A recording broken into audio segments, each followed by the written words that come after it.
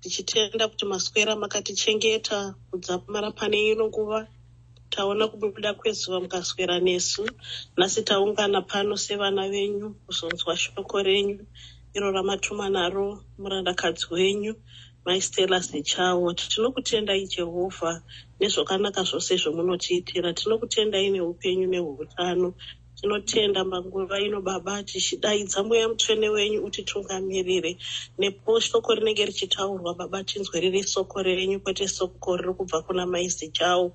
Ivhurai nzeve dzedu dzemukatikati kuti apo rinenge riri kutaurwa soko tisaite vanzwi bedza asi tiite vaiti vesoko. Tinokutendai naumwe naumwe akwanisa kusvikira nyange vatadza munoziya zvikonzero zvakasiyana. Tinokutendai madekwanano titungamirai namweya mutsvene wenyu panguva dzino.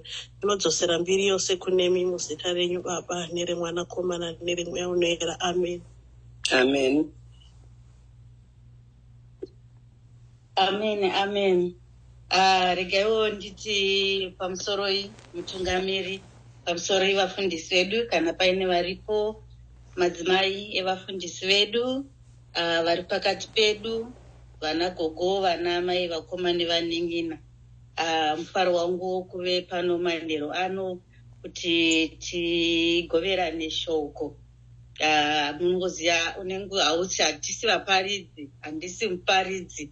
Asi ndikungoti rega tingoya manheru ano tingoyeuchidzana. Ishoko ratinogaronzwa mazuva nemazuva pese patiri kurarama tinorinzwa shoko rekushandira Mwari. But ndangoti manheru ano rega ningodzoka timboti yeuchidzanei zvishomanini. Ndisati ndakumbira muverengi regai ndingobvunzawo mubvunzo mumwe chete miri kune munhu wese ari pani. Mubvunzo wangu uchingoti why are we here? Sei tiri pano manheru ano? Sei tichigara tiri pamunamato Monday through Friday tinouya tichisangana? Tiri kutsvagei? Pane chinhu chatiri kutsvaga here mukati meupenyu hwedu? Ende icho chinhu chatiri kutsvaga chine zvokuita here neukuru hwaMwari? Chatiri kutsvaga chine chekuita here neukuru hwaMwari? Regai ndikumbirewo vaverengi vedu vangondiverenga mareadings andakumbira matatu. Amen. Amen. Amen. Amen gogo. Handizivi kuti pane vamwe here kana pasina ndigoverenga hangu. Verenga henyu gogo. Zvakanaka. Pamusoro sangano dzvene raMwari nevatungamiriri vedu vose navana baba nemadzimai nemuparidzi wedu wanhasi. Chiverengo chekutanga tiri kuchiwana kuna vaRoma 12 kubva pavhesi 3 kusvika pa12. Ndichatanga kuverenga. Nokuti nenyasha dzandakapiwa ndinoti kuno mumwe nomumwe wenyu, usazviisa pamusoro kupfuura paunofanira kunge uri, asi ufunge nokufunga kwakachenjera maererano nechiyero chokutenda chawakapiwa naMwari. Nokuti sezvatino muviri mumwe une mitezo mizhinji, uye mitezo iyi yose haina basa rimwe chete. Pa5. Saizvozvowo muna Kristu isu tiri vazhinji tinoumba muviri mumwe chete, uye mitezo mumwe nomumwe mutezo wavamwe. Tine zvipo zvakasiyana-siyana maererano nepatakapiwa napo nyasha. Kana chipo chomunhu kuri kuprofita, ngaachishandise maererano nokutenda kwake. Kana kuri kushumira, ngaashumire. Kana kuri kudzidzisa, ngaadzidzise. Kana kuri kukurudzira, ngaakurudzire. Kana kuri kupa kuna vanoshaya, ngaape nemwoyo wose. Kana kuri kutungamirira, ngaabate nokushingaira. Kana kuri kunzwira ngoni, ngaaite nomufaro. Rudo. Takuenda pa9. Musoro uripo unoti rudo. Rudo ngaruyenyi papo gogo. I think they get gumire. Okay, ndevende.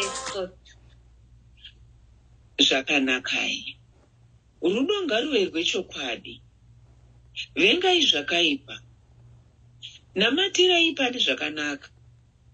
Ivai norudo rukuru mumwe kuno mumwe savadikani.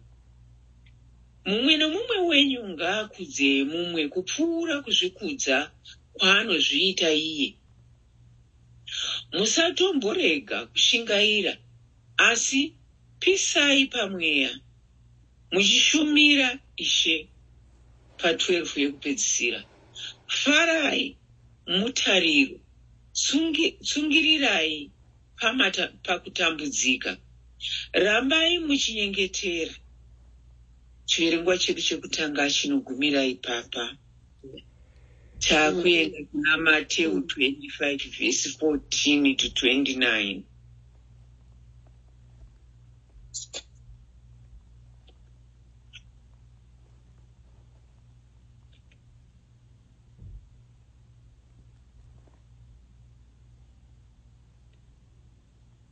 Kana vanhu vapawana ndichatanga kuverenga.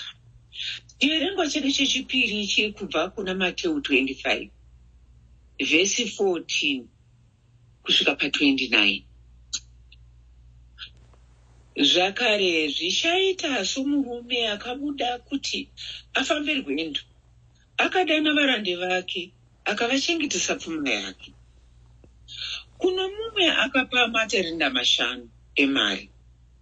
Kuno mumwe matarenda 2, uye kuno mumwe tarenda 1 chete. Mumwe nomumwe maererano nokugona kwake. Ipapo akaenda zvake parwendo rwake.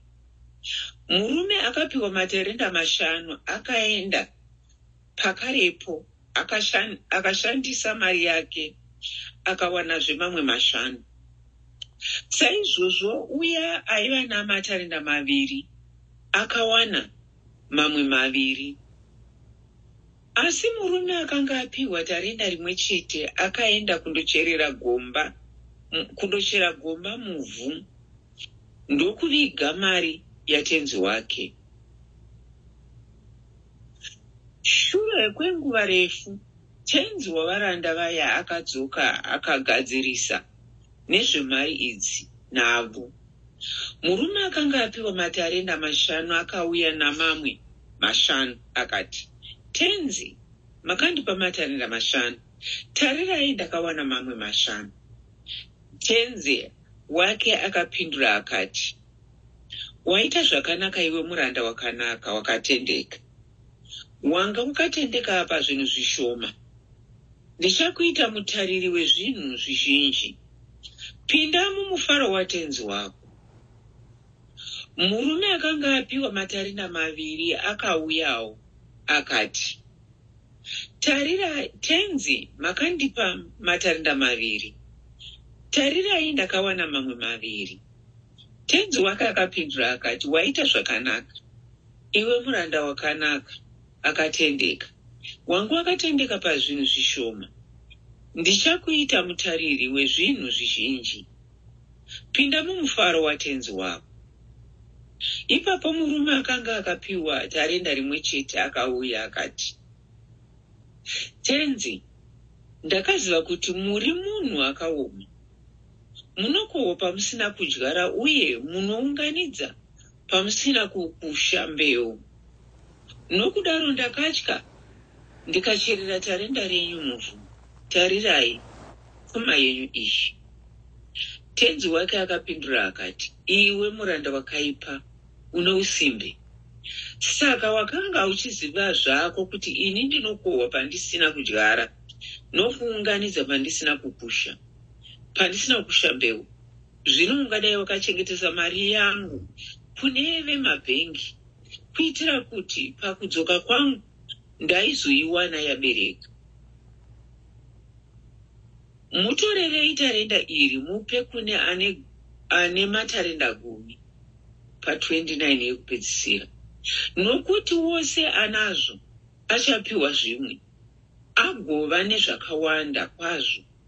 Ani nani asina, kunyange nezvaanazvo achazvitorerwa. Chivarengwa chedu chechipiri chinogumira pano. Tinotenda Mwari. Takuenda pana 1 Peter 4 verse 7.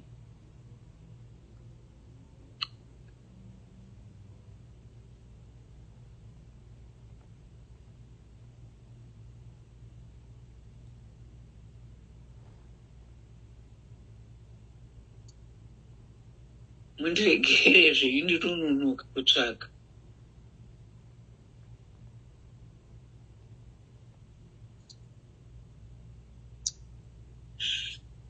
Tiri kuenda pana 1 Peter 4 verse 7 kusvika pa11.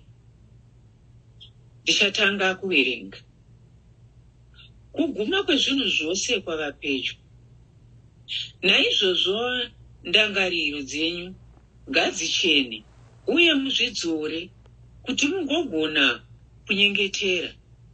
Pamusoro paizvozvo zvose danai rudo rukuru, nokuti rudo runofukidza zvivi zvizhinji. Muitirane rudo kuno mumwe nemumwe wenyu musinganyunyuti. Mumwe nomumwe ngaashandise chipo chaanacho kuti ashandire vamwe akatendeka muutariri hwenyasha dzaMwari mukuwanda kwazvo. Pa11 yekupedzisira, kana munhu achitaura ngaadaro somunhu anotaura mashoko chaiwo aMwari. Kana munhu achishumira ngaazviite nesimba raanopiwa naMwari, kuitira kuti muzvinhu zvose Mwari arumbidzwe kubudikidza naJesu Kristu. Iye ngaave nokubwinya nesimba nokusingaperi-peri. Amen. Chiverengwa chedu chinogumira pano. Amen. Tinotenda Gogo Njona nekuverenga kwakanaka. Regaiwo nditende vandiimbira maichinake. Ndokutendawo mai Mwenda Mberi vandinyengeterera. Sezvandambotaura ndingoripo pakungorimaindana shoko raMwari, kungoyeuchidzana zvinhu zvatagara tichingoita mukati meupenyu hwedu mazuva ese tichishandira Jehovha. Saka kungoti tirimaindane kuti ngatiwedzere kushanda kwedu muna Kristu. Kungowedzera kushanda kwedu muna Kristu. Regai nditange ndichiti kana paine vakafunda ketekezima, handizive vana Gogo maybe ndo vangatoziva vakafundiswa ketekezima. Ndakaifundiswa ndichiri mudiki tichiri kuchikoro. Waiita muketekumeni usati wabhabhatidzwa, uchifundiswa kufamba naKristu. Pataifundiswa ipapo taizobvunzwa mibvunzo yataibvunzwa individually. Waizvipindurira wega, waisapindura kuti uchiti ta, waipindura uchiti nda, meaning iwewo wega. Saka waizotanga kubvunza mubvunzo, waitanga kubvunzwa, waimbobvunzwa zita rako, wozobvunzwa mubvunzo wekuti wakasikwa nani, wopindura wega, ndakasikwa naMwari. Poya mubvunzo wechipiri wamaibvunzwa, unzi wakasikirwei naMwari. Ende waitofanirwa kunge uchizvikrema, uchizviziva musoro mako. Wopindura, ndakasikwa naMwari kuti ndimuzive, ndimude, ndimunamate, ndimushandire, kuti ndizogara naye narini kudenga. ndiwo mubvunzo wandambobvunza uyewo kuti tiri kutsvagei pano zuva nezuva. Ndakabatisisa pekuti pane mapromises atakataurirana naMwari nezvavakatiudza kuti unodai. Kana waita izvozvo uchazogara neni kudenga. Saka ndinongofunga kuti ndiyo vavariro yedu tese. Vavariro yedu ndiye kuti tiende kudenga zuva rekupedzisira, kuti tizogara navo Jehovha nekusingaperi. Saka ndingoripo pakungosimudzira one of the covenant yatakaitirana naMwari tichiri mudiki, kuti ndichakushandirai kuti ndizogara nemi narini kudenga. Ivavariro yekuti tisangane naJehovha musi wekupedzisira. After tapiwa ma-assignments, munhu wese we have a different assignment yawakapiwa naMwari. Pose paunenge uchinamata uchimuka zuva nezuva, unenge uchingofunga your assignment yawakaitirana chiranganiro naJehovha, kuti ichi ndo chandakavimbisa Jehovha kuti ndo chandichazoita mukati meupenyu hwangu. Saka we are here to fulfill ma-assignments edu atakapiwa naMwari. Saka nhasi ndikuda kungotaurawo pamusoro pezvipo zvatakapiwa naMwari, kuti takapiwa zvipo zvakasiyana siyana mukati meupenyu. Izvozvo zvipo zvatakapiwa, iwe wega unoziva kuti ndakapiwa chipo chakadai naJehovha. Saka mubvunzo woti, can God count on you to use the talent that he gave you? Ichocho chipo chatakapiwa naJehovha, chandakapiwa ini as an individual, kuti Mwari vakanditarisa zuva ranhasi vangaite count on me kuti ndiri kushandisa chipo chavakandipa here.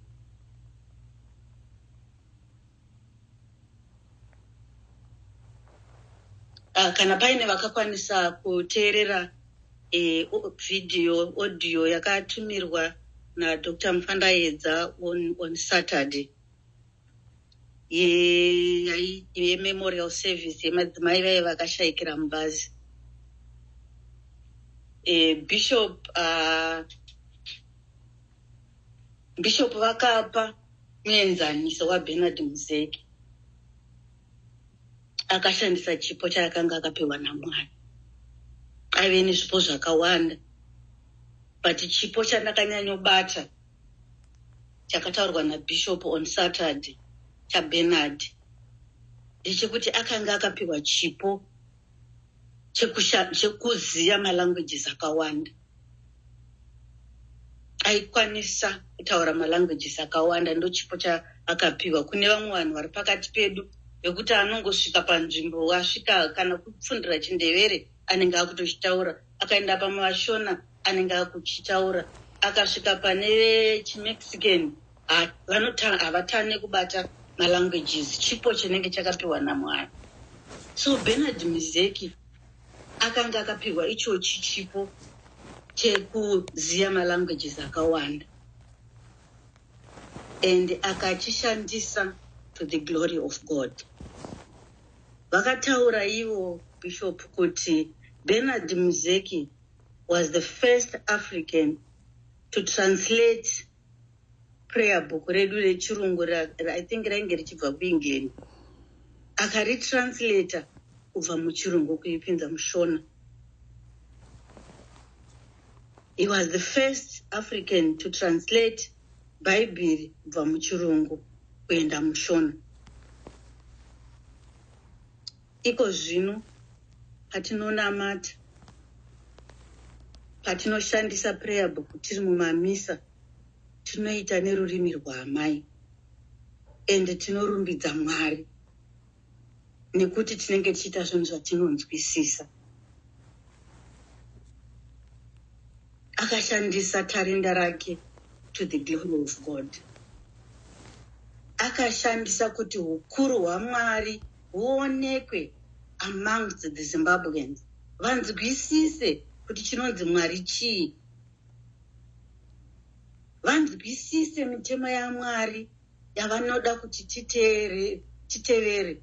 Because pamwe tikaiudzwa nechirungu tinoti Mwari vakazotibvunza kuti ko sei musina kuzviita izvi, toti hatina kunzwisisa zvaitaurwa. Zvino takaitirwa inshona kuti tinzwisise. Zvino tinoimba tichirumbidza Mwari, tinonamata nerurimi rwaamai, tinoverenga Bhaibheri nerurimi rwaamai.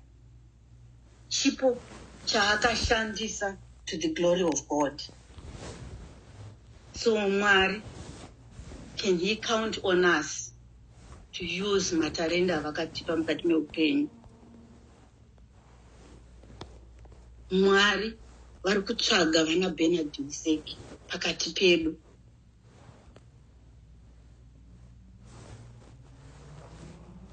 Vari kutsvaga vana Bernard Mseki muAmerica. Vari kutsvaga kuwadzana angashandise chipo chake chaakapiwa naMwari kuwadzanisa madzimai. Chii chinotitadzisa kuti tishandise zvipo zvatakapiwa naMwari? Dzimweni dzenguva mabasa emudiaspora apere. We are always busy. Maine Nchogoku dzavakataura last week vakati I always give excuses dzekuti ndinenge ndiri busy.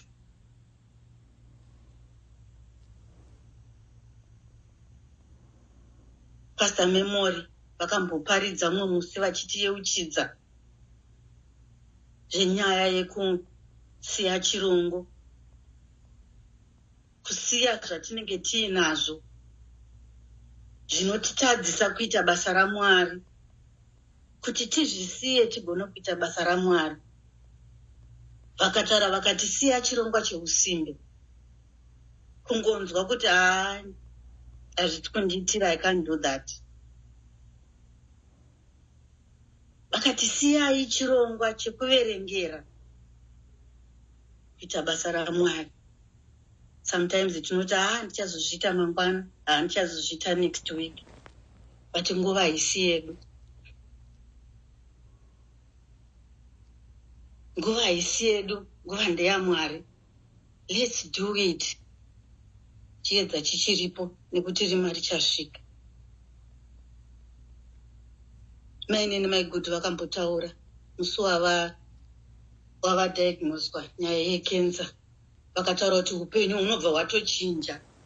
Uchimuka mangwanani zvatochinja. Apa inde ndakati ndichazoita basa raMwari mangwana. But nhasi ndatofuma ndaita kana stroke handichagona kutaura. Ndichiti basa raJehovha ndichaita mangwana. Ngatisiyei chirongo chekuverengera. Tingoita zvatinenge tanzwa naJehovha kunzi tiite nguva iyoyo.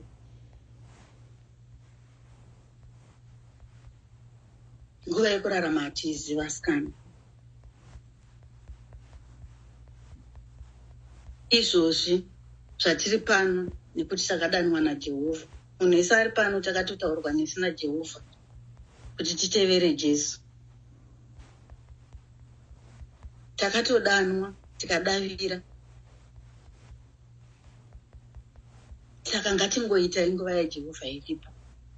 Tikadzokera kuchiverengwa chedu chatavaverengerwa zvakanaka chaizvo naGondona chekuvaRoma. Vari kutaura zvipo zvakasiyana siyana. And amongst us nekuwanda kwedu neuwandu hwedu muno mudiaspora tinazvo zvipo zvakawanda. Anzi kana wakapiwa chipo chekuparidza, ngatitaurire zvakaenzana nekutenda kwedu. Tichiparidza shoko, tichipa matestimony nekutenda, because we can only do a testimony nekutenda kana Mwari vatiitira zvikuru mukati meupenyu. Ndo patinowana matestimony. Anzi we get tested in order to testify. Kana tatestwa tinogona kuzoita matestimony. Hanzi kana munhu anoshanda ngazvionekwe pakushanda kwake ikoko. Kana ndiri kushanda ngandisatarise mainhingi kuti variitawo pakaita sei. Ini ndakazvipira kuti ini ndichashandira Jehovha wangu. Whether amai chinake vari kuita pavo, ini ndiri kuita pangu, ngandingoita pangu sekugoverwa kwandakaitwa naJehovha. Because handizive kuti Mwari vakapa mai chinake tarenda rakaita sei. Handi zvinopiwa nekugoverwa nekutenda kwako. Kana zviri zvokudzidzisa, kune vane chipo chekuti akamira apa achidzidzisa munhu wese unonzwisisa kuti 1 + 1 = 2. Isi vamwe kana tichidzidzisa 1 + 1 = 2 tinombotenderera. But varipo vanhu vakapiwa chipo chekudzidzisa irori shoko rekuti akaritaura nhasi mangwana urikanganwe mukati meupenyu. Hanzi kana uri kukurudzira vanhu ngatiite zvaizvozvo. Kune vanhu vamwe vanongogona icho chipo chekungokurudzira kuti vasikana ngatiitei, vasikana ngatidai.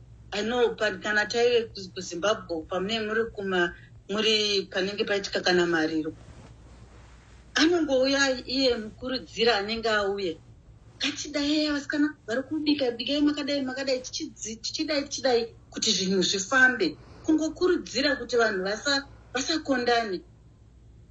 Hanzi kana wakachipiwa chipo ichocho ngatichishandisei.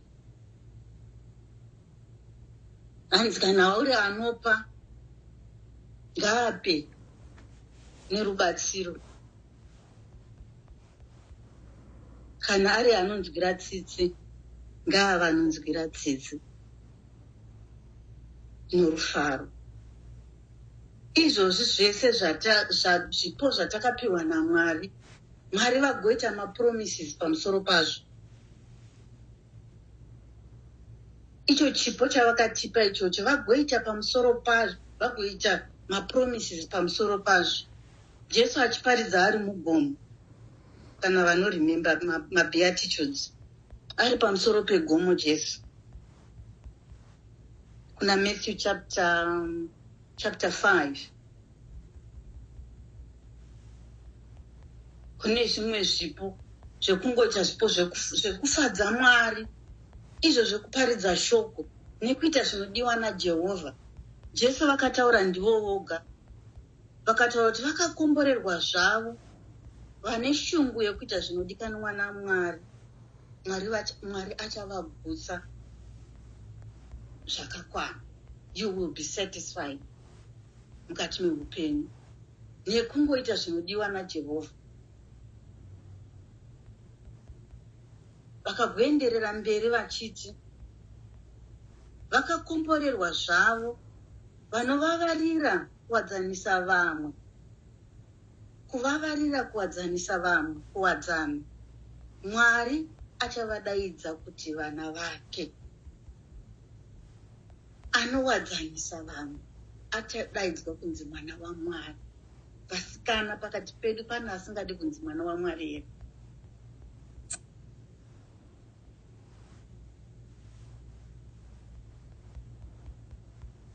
Ngatiwadzanei, ngatiwadzanisane mukati meupenyu. Zvikazonzi vakakomborerwa zvavo, vamwe vave vanonzwira vamwe tsitsi, naye achinonzwirawo tsitsi. Ukanzwira mainhingi tsitsi, ukavatakurira mutoro wavo, Mwari vachakutakurirawo mutoro wako. Vanzwira mainhingi vasvikirwa nedambudziko, wavanzwira tsitsi, ivo Jehovha votaura vomene kuti Mwari anovanzwira tsitsi. These are God's promises kwatiri kana taita zvinodiwa naMwari. Zvipo zvatakapiwa. Let's unpack those promises. Ngati zvipfudzunure zvipo tizvishandise. to the glory of God. Ngatizvidiridze zuva nezuva kudiridza chipo chawakapiwa naMwari, kuti Mwari ndikuda kuti chipo changu chamakandipa ndikuda kuti chikure. Kana tidyara miriwo yedu kana maruva edu atinodyara mukati medzimba dzedu, munhu wese ukadyara muriwo wako unoda kuti ukure.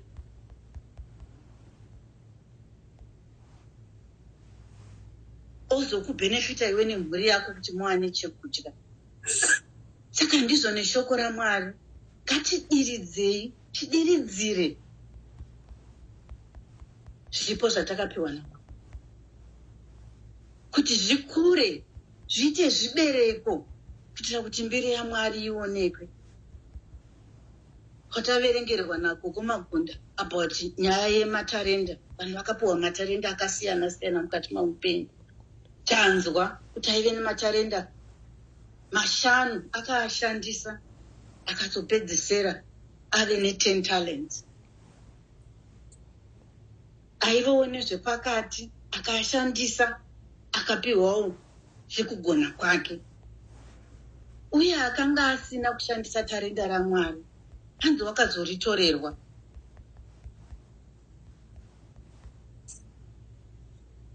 Nekuti shoko ravo razopedzisira richiti, nekuti munhu wese ane chaainacho achapiwa zvimwezve kuti agova nezvizhinji, uye asina chinhu achatorerwa chiya chaainacho. Tinazvo takazvipiwa zvipo, hapana asina kupiwa chipo. Let's use those talents. Ngatizvidiridze tigoona kukura kunoita ukuru hwaMwari nekuvarumbidza nguva nenguva. Munomo tinoita maelections kazhinji, machair lady anenge achingodiwa, masekretary anenge achidiwa, matreasurer ari kudiwa. Asi kana uyai kanitidai uyai tiite maelections, vazhinji we always have excuses, either they're busy kana kuti hatigoni.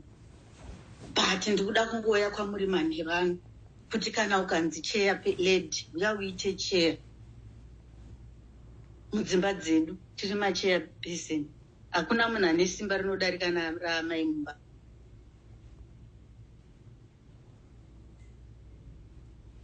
Hakuna manager anopfuura mudzimai kumanager musha. Kunotaurwa kunzi musha mukadzi. Dai mudzimai asingagone kumanager musha, dai kusina that saying mushona. Matreasurer, who is the best treasurer wemumba? Anoziva kusungirira mari kunzi kupfuura amai ndiani mukati memusha. Kuziva kuti baba vatisira $10, saka $10 tinoishandisa tichidai kusvikira yapera. Why not be the treasurer wekusection kwenyu, wekubranch kwenyu? Secretary, masekretary anakabhasikoro vanongotumwa pese pese pakati pedu tese patiri papa. Uri kabhasikoro mumusha mako mauri, mumba mako mauri, ugova kabhasikoro kumusha kwako kwawakabva, ugove kabhasikoro kwawakaroorwa. Zvinonzi amai John kana vasati vasvika pano hapana chinofamba. Zvinodirwei, zvinoregererei kunzi vargo mukati mebasa raMwari? Kunzi vanofambisa basa kumusha, vanofambisa basa mukereke raMwari. Why not do it kuti mbiri yaMwari ionekwe? Takanzwa izwi raMwari tikadaira, tikati I want to be mudzimai weruwadzano. Tichiuchidzwa nekudanwa kwakaitwa Isaiah, kuna Isaiah 6 verse 8 to 9. Akataura kuti ipapo ndakanzwa izwi ratenzi richiti, ndichatuma aniko? Ndiani achandiendera? Isaiah akapindura achiti, ndiri pano, nditumei tenzi. ndiri pano nditumei henyu. Nhasi Mwari vari kutibvunza. Vari kubvunza iwe, vari kubvunza ini manheru ano. Ndiani achanoita sekretari kuDallas? Ndiani achanoita mai mukuru kuBoston? Ndiani achanoita treasurer kuCanada? Ndiani achatungamira DMV? Ndiani achaparidza shoko rangu? Ndiani achandiimbira?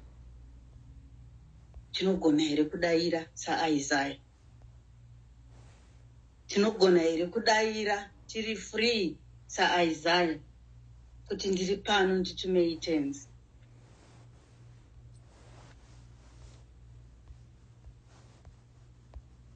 Mubvunzo wandinongosiya kuna kuwadzana manheru ano. Tirimo mukuita basa raMwari, tirimo mukushandira Jehovha. Dzimweni dzenguva unonzwa kuneta kuti mazuva ano ndakaneta, asi shoko raMwari riri kuti yeuchidza kuna Isaiah 40:31. Vaya vanotarira kuna tenzi ndivo vachapiwa simba idzva. Vachabhururuka namapapiro samakondo, vachamhanya vasinganeti, vachafamba vasingashayiwe simba. This is God's promise to us. Kuti kana tiri kuita basa raMwari, ngatisanete. Ivo voga vanotipa simba idzva.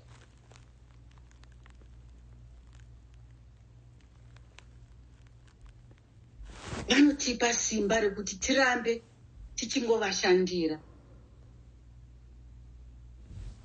kuti tiite fulfill his promise to us. Ngatiwanei nhaka vasikana yatinosiyirwa vana vadu, nhaka yekushandira Mwari yatinosiyira vazukuru nezvizukuru, generations to come, yezvibereko zvinobuda mukushandira Jehovha. Takayeuchidzwa, takadzidziswa naBaba Moyo a few weeks ago nenyaya yaMephibosheth, uyo akatsvagwa naSauro, akatsvagwa naMambo Dhavhidhi. Asvika paari achimutsvaga, akati kune wemhuri yaSauro akasara here, wandingawanire nyasha? Kune wandingaratidzawo mwoyo muchena here wakasara kumhuri yaSauro?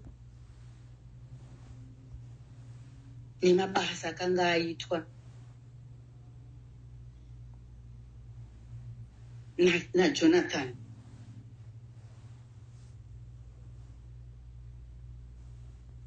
Mabasa akanaka anodiwa naJehovha. Tizvibvunzewo zuva ranhasi kuti maybe after 20 years, after 50 years, kuzvizukuru zvezvizukuru zvedu, Mwari vakazodzoka here achibvunza kuti kune akasara here kumhuri yaGogo Mahlatini, yaGogo Ndina, yaGogo Ziyenge, yaMai Chinaki. Kune akasara here ndigomuitira ngoni nepamusana pekubata kwakaitwa basa naGogo Mahlatini naGogo Ziyenge. Ngatiwane chatinosiyirawo vazukuru vedu vanozotondera kuti kuna ambuya vangu vaishandira Mwari, vanga vasingarare vachishandira Mwari. Zvigove zvinhu zvichazoita kuti vazukuru vedu, zvizukuru nezvizukuru, zviwanirwe nyasha naJehovha. Mwari vazotibatsira mukati meupenyu. Apa tiri kufamba irwo rwendo rwokupedzisira. Tirambe takashinga tichishandira Jehovha nemwoyo unoda, nemwoyo wakaperera, nekuti chiremba chacho tichazochiwana musi wokupedzisira. Takadanwa ngatirambe tichitaura zuva nezuva kuti ndiri pano nditumei tenzi. Pari kutsvagwa vanhu vanoparidza shoko, pari kutsvagwa vanhu vanoimba musi watinenge tichisangana nevafundiri. Ngandingonzwa hana yangu ichingorova, ndingopindura kuti ndiripo nditumei tenzi. Ivo Mwari vega vanokutungamirira nzira, vanokudzidzisa how to do it. Kune variko vanozvigona, vanokufundisa. Vavariro ire kuti tisangane naJehovha. Kana tisangana naJehovha nemashandiro edu atakaita, zvizukuru zvedu zvigowanirwa nyasha. Ngative vana Jonathan vedzinza redu, ngative vana Jonathan mumhuri dzedu. Tinozviita pamusaka pekushandira Mwari nemwoyo wakaperera. Kana musi wokupedzesera, musi wokuti dharara, Mwari vatora mweya wavo. Iro shoko rekuna zvakaratidzwa rinozotaura rega. Vakakomborerwa, vakafira muna Kristu. Ngavachizorora havo pamabasa avo makuru avakashanda. Mabasa makuru avakashanda. Nekuti vanoperekedzwa nemubayiro wamabasa avo. Unoperekedzwa nemabasa unenge waita mukati meupenyu. Ndeapi mabasa atiri kushanda mukati meupenyu hwedu achaita kuti tizonzi tizorore? Zvatiri kuita muna Jehovha zvinoita kuti musi wokupedzesera ndatambarara. Mwari vanenge vakuti chizorora hako muranda wangu wakashanda. Mabasa api achatipisa mubayiro zuva rekupedzesera kuti tigowana kuzorora muna Kristu? Mwari vazotiitira zvakanaka. Mwari varambe vachifamba nesu apo tiri kuvavarira zuva nezuva kuti tigoona chiso chavo musi wekupedzesera. Mwari vatiitire nyasha. Muzita raBaba nereMukorori neremweya womene. Amen, amen, amen, amen. Mushandi wa Mwari chizorora zvino, wakarwisa wakakunda, tinda uzorore. Hanzi tichabvunzwa, tichaimbirwa here kudaro kuti wakarwisa, kana kunzwa naMwari kuti wakarwisa wakakunda. Sati tatenda shoko yeuchidzai mibvunzo yanokosha yabvunzwa pano. Hanzi zvizukuru zvedu zvichazowanirwawo here nyasha sezvakaitwa chizukuru chaJonathan Mephibosheth? Nekuda kwemabasa atiri kubata nhasi unokudai.